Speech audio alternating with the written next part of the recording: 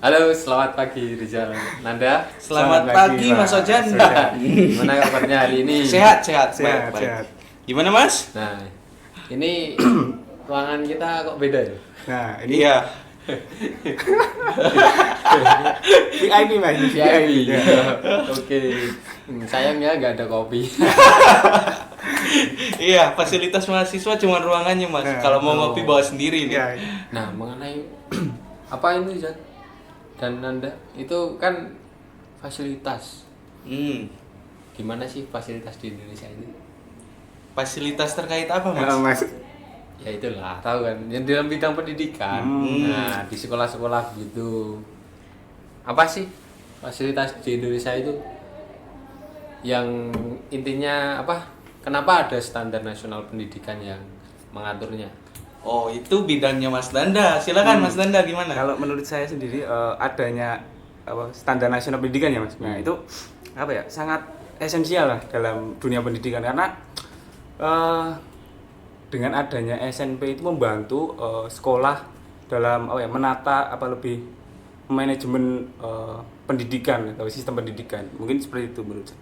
Nah, tapi kan semua standar nasional pendidikan di Indonesia itu belum sepenuhnya terjamah oleh baik sekolah yang berada di misal di perbatasan begitulah. Nah, lalu bagaimana apakah standar nasional pendidikan dalam bidang sarana prasarana itu perlu? Nah, kita juga harus Mas, melihat standar sarana dan prasarana itu sangat penting. Contohnya di sekolah. Nah, seperti melihat siswa itu juga perlu mendapatkan sarana dan prasarana, misalnya seperti meja dan kursi, kemudian proyektor. Gini mungkin kalau menurut Mas Nanda penetapan standar itu penting walaupun belum terlaksana karena itu jadi tolak ukur gitu Mas. Fasilitasnya dikatakan memenuhi itu ada syarat-syarat tertentu. Misalnya ruang kelas. Setiap orang, setiap sekolah perlu ruang kelas yang di dalamnya terdapat minimal kayak meja, kayak bangku, kayak papan tulis. Nah, itu tuh standar yang ditetapkan karena kalau tanpa itu guru itu kekurangan peralatan untuk mengajar. Gitu mungkin katanya Mas Nanda, Mas. Kenapa diterapkan standar? Ya, setuju. Nah, saya juga memiliki contoh kasus pengalaman lah, Mas. Nah, di sekolah saya itu ada perbedaan lah di setiap kelasnya. Nah, jadi ketika belajar itu sering berpindah-pindah siswanya. Jadi tidak menetap karena setiap kelas itu belum memiliki seperti proyektor. Nah, itu kan sangat penting untuk memudahkan guru dalam menyampaikan materinya. Nah, jadi harus berganti-ganti itu Mas, siswanya berpindah-pindah. Tapi gimana? Silakan. Kalau menurut saya itu nggak terlalu penting sih standar nasional dalam bidang sarana prasarana itu. Nah, contoh gini ya Mas, ada di sekolah perbatasan itu gini, siswanya itu walaupun dari segi sarana prasarana kurang ya, istilahnya jauh tertinggal itu, tapi bisa berprestasi dalam bidang akademik dan non akademik khususnya. Nah, dengan begitu saya kira standar nasional itu hanya istilahnya tidak menjamin kalau misal standarnya udah terpenuhi belum tentu dalam menciptakan siswanya itu pintar atau tidaknya. Nah, menanggapi yang disampaikan Mas Ojan ini memang benar rupanya yang disampaikan itu walaupun sarana dan prasarana sudah terpenuhi belum tentu siswanya menjadi yang terbaik. Tapi kalau kita lihat lagi yang dicontohkan kasus oleh Mas Ojan ini yang dari siswa tertinggal secara fasilitas tapi ada yang menonjol, kasus itu mungkin bisa dibilang 1 dari 1000 Mas. Itu sangat jarang. Itu sangat jarang kasus itu walaupun memang adanya demikian.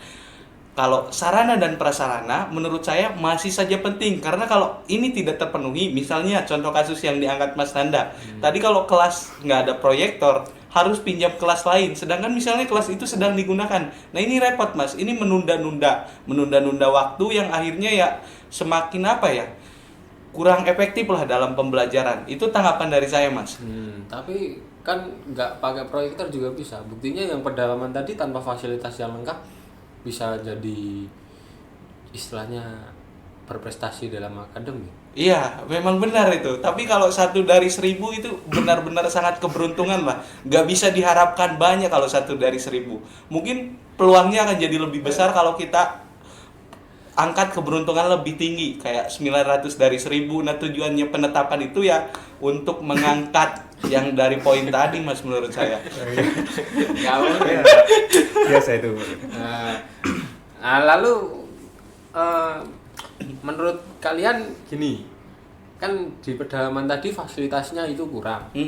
Nah, kenapa mereka bisa berprestasi? Nah itu ada yang berpengaruh. Apa? Contohnya ya yang biasanya terjadi itu pertama karena kultur. Terus yang kedua mungkin juga latar belakang. Dia bisa aja sekolahnya di fasilitasnya tertinggal, tapi coba tengok orang tuanya itu siapa. Kemungkinan dia lahir dari orang yang berpendidikan, orang tuanya itu paham akan gizi untuk perkembangan anaknya. Itu bisa saja ada yang kayak gitu. Kalau ada orang tua yang ya memilih untuk kayak tinggal agak pedalaman biar mendapatkan suasana yang lebih segar gitu mas. Mengingatnya ya sekarang sumpah juga sih di kota. Kalau menurut saya sendiri ya mas, itu mungkin bisa dari profesionalisme guru mas. Jadi guru itu berperan penting dalam mendidik siswanya. Jadi gimana ya, guru itu lebih mengoptimalkan sumber daya yang ada. Jadi tidak terfokus pada standar-standar yang ada di standar nasional itu mas. Jadi mereka memiliki optimisme untuk intinya mengoptimalkan tadi mas sumber daya yang ada. Mungkin dari seperti itu. Tapi dari kultur tadi ya mas, mengenai kultur-kultur tadi yang disebutkan Mas Rizal. Gimana Pak Ojan? Kita tahu kan kultur di Indonesia itu kultur pendidikan gitu. Kultur pendidikan di Indonesia itu menurut kalian gimana? Kok bisa sih bisa mengubah siswa yang dari kekurangan sarana prasarana tadi bisa berprestasi begitu. Nah, mantap ini pertanyaan yang sangat merepotkan nih pasti. Nah, kita tahu kan kultur di Indonesia itu ada gini ya. Kultur di Indonesia itu menurut saya itu lebih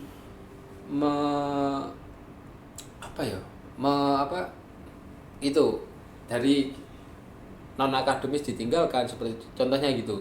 Kultur pendidikan di Indonesia itu lebih mengutamakan akademis. Non akademisnya enggak. Ya, setuju saya. Kalau begini Mas, kan tadi Masnya bilang itu dengan kultur bisa mengubah siswa yang dari sarana prasarana sekolah tadi yang kurang mendukung bisa menjadi berprestasi. Iya. Nah, itu bagaimana kok bisa Mas? Iya. Sedangkan kultur di Indonesia itu kan bisa dibilang, kultur pendidikan di Indonesia itu bisa dibilang agak rendah gitu, bisa bukan menjunjung tinggi begitulah. Iya, saya paham apa yang dibilang Mas Ojat. Kalau kultur pendidikan Indonesia ini cenderung lebih mengutamakan nilai daripada sikap. Ya, itu. Mengenai hal ini, ya, kalau dari segi yang telah diterapkan oleh pemerintah, memang pengaruhnya itu tidak terlalu dominan. Sehingga seperti yang saya bilang tadi, kalau sekolah yang muncul yang diangkat tadi itu 1 dari 1000 ya, karena nggak banyak. Itu tuh ada faktor lain yang berpengaruh sih Mas, kalau berdasarkan pemikiran saya ya nangkapnya. Kenapa ada siswa yang tiba-tiba menonjol? Ini misalnya siswanya nggak banyak lah di sekolah itu, tapi ada yang menonjol. Tapi kalau satu sekolah itu menonjol, kita bisa lihat kembali. Mungkin saja gurunya itu emang benar-benar sangat berkualitas. Jadi ini tergantung profesionalisme guru juga selain standar yang ditetapkan pemerintah Mas. Yo, gimana Mas Nanda? Oh ya, jadi tadi keterbatasan sarana dan prasarana. Hmm. Kemudian kultur itu berperan untuk merubah ya Mas. Ya. Nah, setuju sih kalau kultur, masalahnya pengalaman lagi ya Mas. Nah, saya juga kultur sekolah saya dulu itu apa ya, setiap pagi sebelum memulai pembelajaran itu ada sebuah kegiatan yang namanya budaya literasi. Nah, di mana berapa mungkin 15 menitan sebelum pelajaran dimulai itu diwajibkan para siswanya itu meminjam buku di perpus kemudian membacanya. Nah, kemudian di situ juga terdapat intinya sebuah dapat mensintetiskan atau menyimpulkan lah Mas dari bacaannya itu. Nah, mungkin dari situ kan juga menambah wawasan lah dari siswanya itu. Mungkin seperti itu. Nah, sekarang gini nih, biar fair gitu, biar kita semua berpendapat. Menurut Mas Ojan sendiri gimana itu sehingga bisa tiba-tiba muncul di suatu sekolah yang secara fasilitas tertinggal, tapi tiba-tibanya siswa-siswanya sangat berprestasi itu gimana itu Mas kulturnya? Kalau aku lebih ke gini Mas, sifat tertinggal tapi fasilitas tertinggal. Fasilitas yang tertinggal bukan siswanya loh Mas. Gini, kan tadi dibilang Mas Rizal itu pendapat saya toh. Kalau pendapat saya gini, siswa bisa berprestasi di tengah keterbatasan fasilitas sarana prasarana tadi. Itu kalau menurut saya itu lebih ke tidak ke kultur sih, lebih ke profesional, kualitas tenaga pendidik, yaitu profesionalitas guru tadi yang disebutkan Mas Nanda tadi. Nah, mengapa demikian? Karena tanpa guru yang berprofesional, tidak mungkin pembelajaran itu bisa menyesuaikan dengan kondisi fasilitas yang ada. Misal nih, guru nih nggak profesional, sama seperti begini. Guru yang tidak profesional pasti akan mengeluh dengan kekurangan fasilitas yang itu. Dengan mengeluhnya guru yang sebagai contoh itu pasti siswanya akan meniru-niru. Nah, dari situ perlunya profesionalitas guru. Kalau menurut saya begitu. Nah, sekarang semakin mengerucut nih. Kita tahu kalau kultur yang baik itu juga dipengaruhi oleh profesionalisme guru kan. Sekarang bagaimana kalau kita cari solusi untuk meningkatkan guru yang profesionalismenya tinggi, itu gimana caranya Mas? Mungkin Mas Nanda bisa menjawab lebih dulu. Gimana Mas? Jadi cara meningkatkan profesionalisme guru ya. Nah, mungkin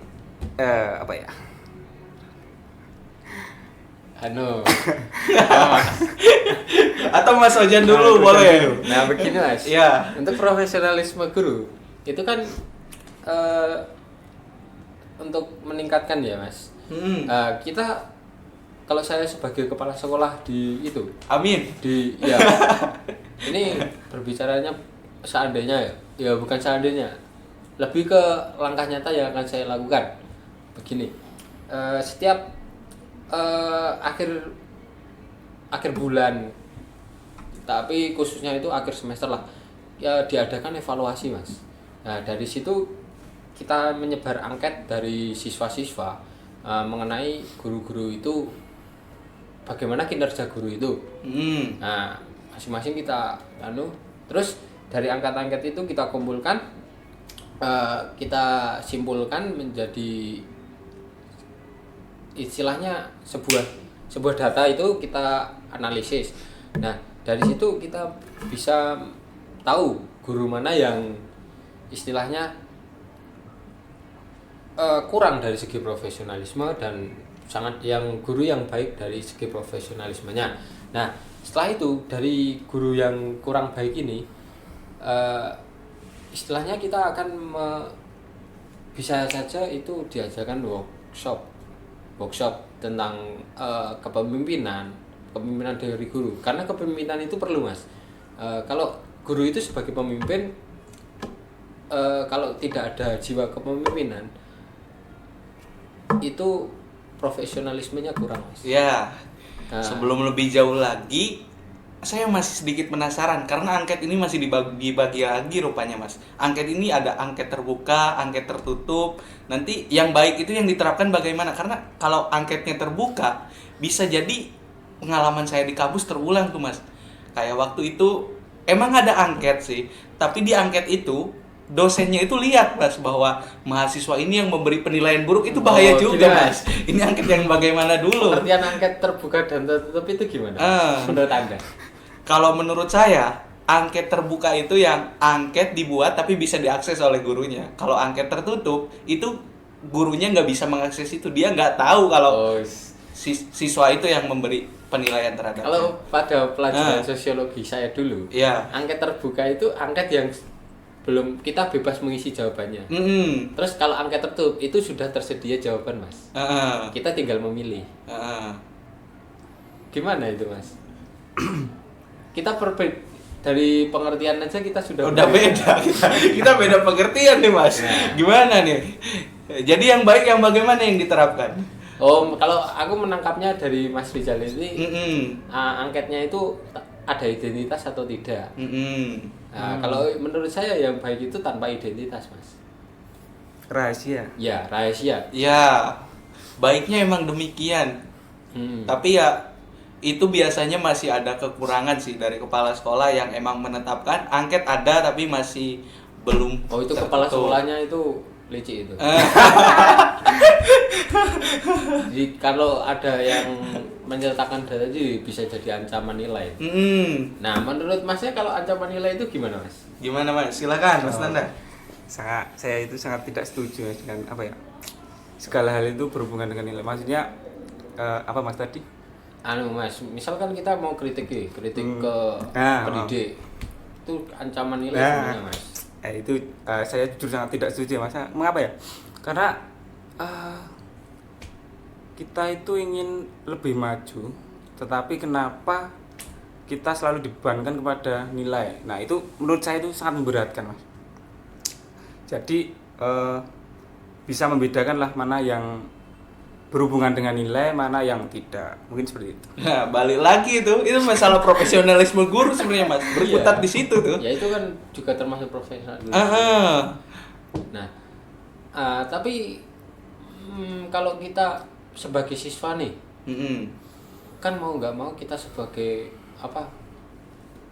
sebagai siswa itu pasti ada rasa ingin membalas budi kepada orang tua. Nah, balas budinya kan kita ke nilai.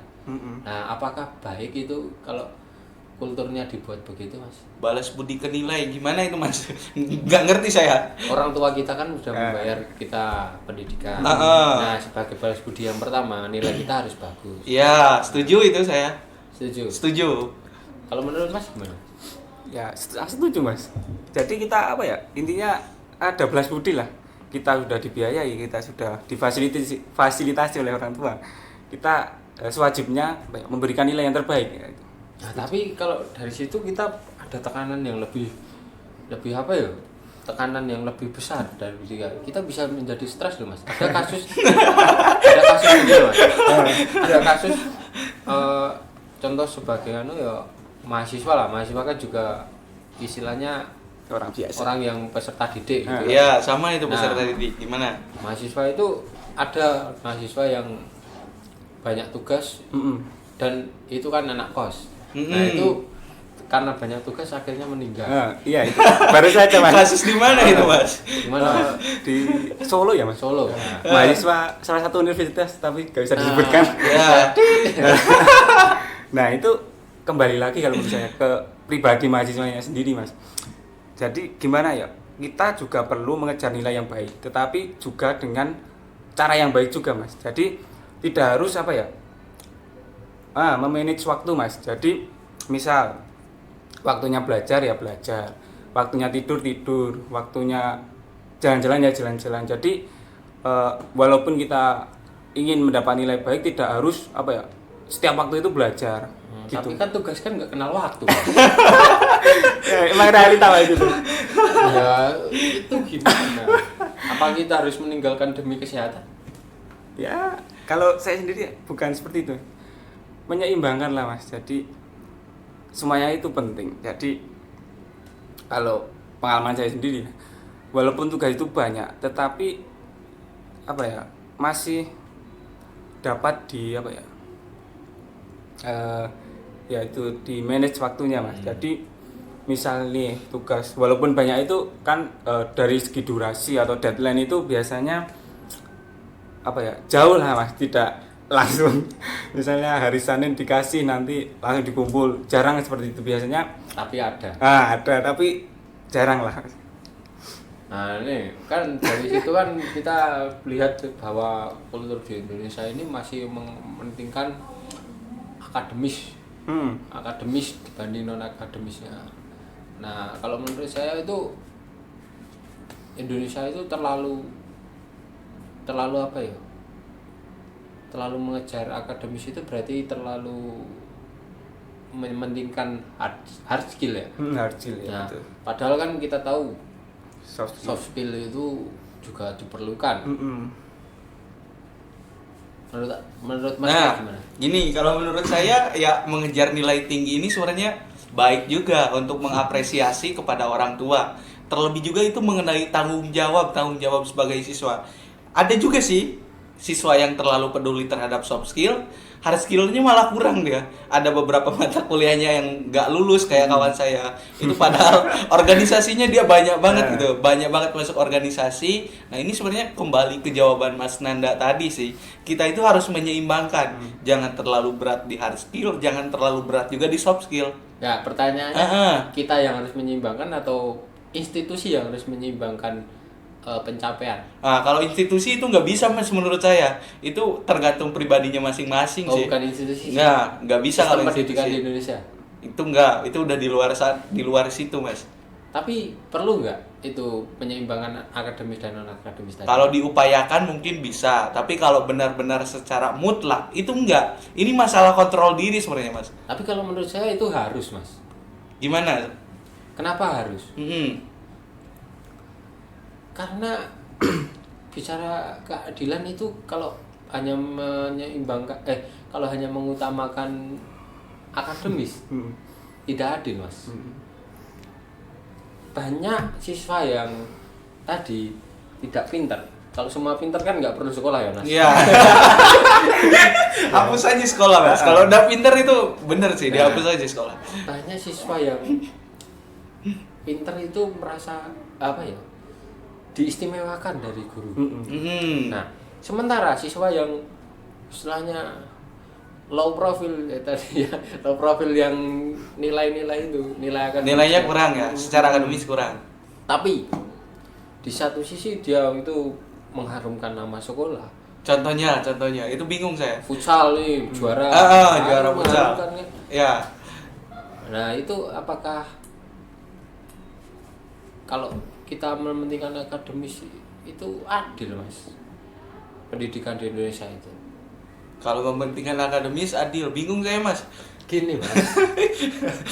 gini kan Mas Nanda. Ya. Nanda ini yang satu depan. Gini Mas. Ini tadi kan pendidikan di Indonesia itu hanya mengutamakan akademis dibandingkan akademisnya. Apakah itu adil Mas?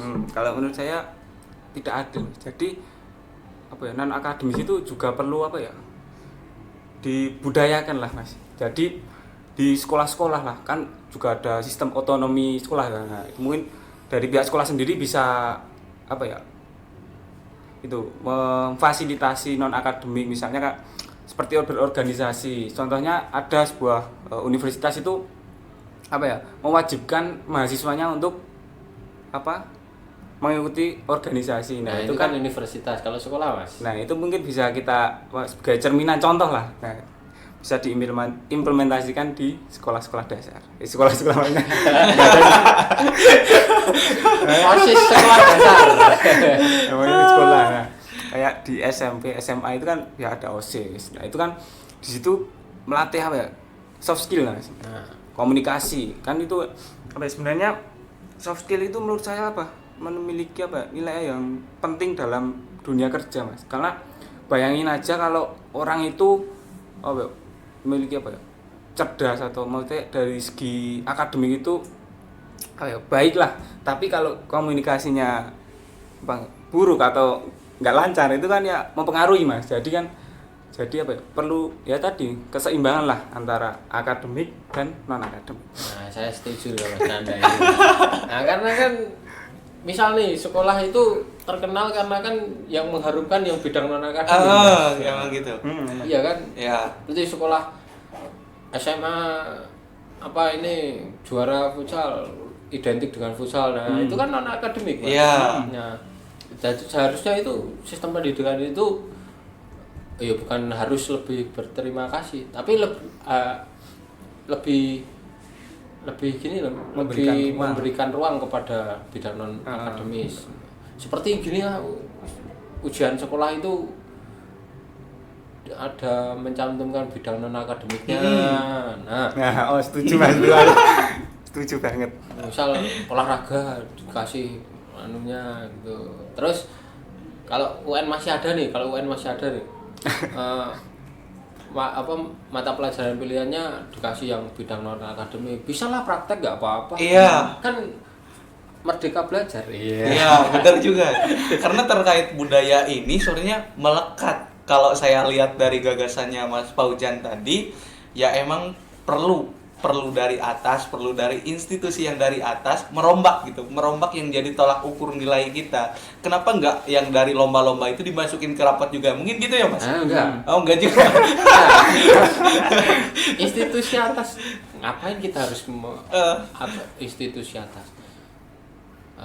Institusi langsung sekolahnya aja bisa Mas sebenarnya. Murni dari sekolahnya ya. Kalau kita sering mengandalkan institusi atas, misal dari pemerintah gitu. Iya. Saya rasa sekolah nggak akan maju, Mas. Kenapa, Mas? Menarik ini. Politisasi, Mas. Bisa aja. Gimana itu? Bisa dijelaskan mungkin? Bisa, Mas. Ya, mungkin kalau menurut Mas Paujan itu mungkin kalau sekolah-sekolah itu kan banyak toh. Nah, mungkin kalau kita terfokus pada satu institusi itu ini tidak bisa mengembangkan potensi yang ada. Nah, jadi kita harus berpatokan sama ini terus. Ya memang itu wajib sih, tapi ya itu ada otonomi itu. Nah, itu bisa mengembangkan setiap sekolah-sekolah yang ada, maksudnya.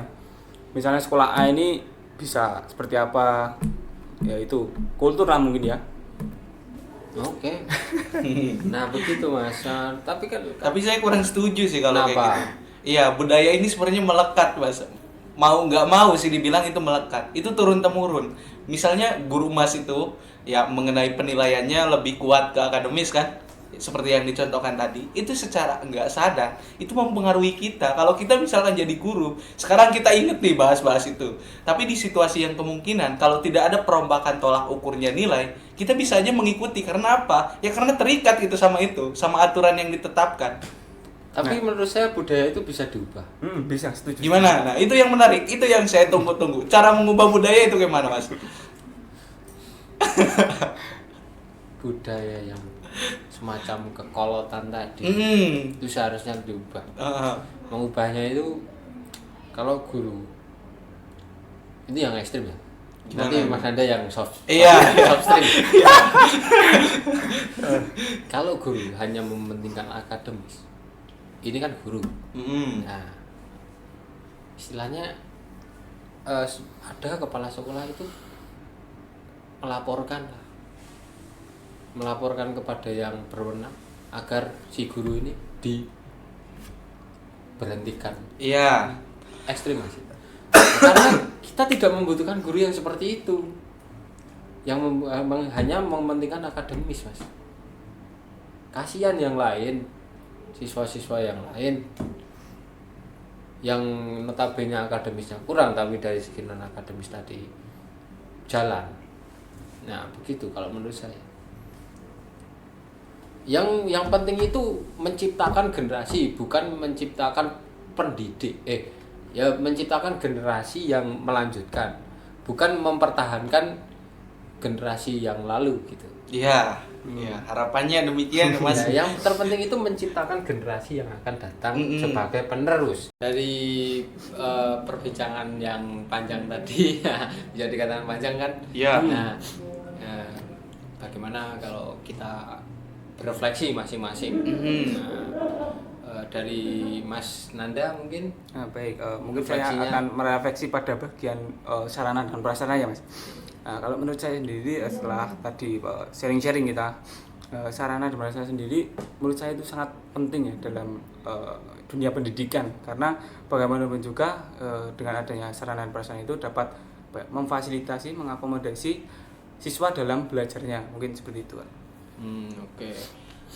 Dari saya sendiri, saya akan merefleksikan bagian kultur sekolah. Nah, bahwasanya kultur sekolah itu merupakan faktor lain penentu, bisa dikatakan faktor belakang layar yang belum terekspos keutamaannya di sistem pendidikan di Indonesia. Kultur sekolah itu bisa dijadikan penentu sebuah kemajuan dari kualitas pendidikan yang ada di Indonesia. Tanpa kultur sekolah yang baik, ya, kualitas pendidikan akan berjalan tidak baik juga. Nah, dengan kultur sekolah yang baik, maka kualitas pendidikan akan sejalan dengan kultur yang baik itu. Mungkin dari Mas Rizal. Baik, kemudian saya akan merefleksikan mengenai profesionalisme guru dari apa yang telah kita perbincangkan tadi. Untuk meningkatkan tingkat profesionalisme guru diperlukan sebuah pembiasaan diri terutamanya. Jadi guru itu harus memiliki kesadaran terlebih dahulu akan pentingnya meningkatkan kecerdasan siswa-siswi, kemudian dari soft skill, dari hard skill yang nantinya akan memandu guru tersebut, sehingga dari yang tadi ada keinginan terus ada jalan, maka apa yang diinginkan oleh guru tersebut untuk apa Mas? Bingung juga saya. Untuk kualitas pendidikan. Nah, untuk meningkatkan kualitas pendidikan di Indonesia ini bisa tercapai. Jadi refleksi kali ini untuk meningkatkan profesionalisme guru, intinya kesadaran dari guru tersebut untuk memajukan pendidikan di Indonesia. Itu mungkin dari saya. Nah, oke, sekian podcast dari kami. Nah, kita akan berjumpa di podcast tentang pendidikan yang lainnya. Terima kasih atas waktunya, Mas. ya, atur nuhun. Senang bekerja sama dengan Siap.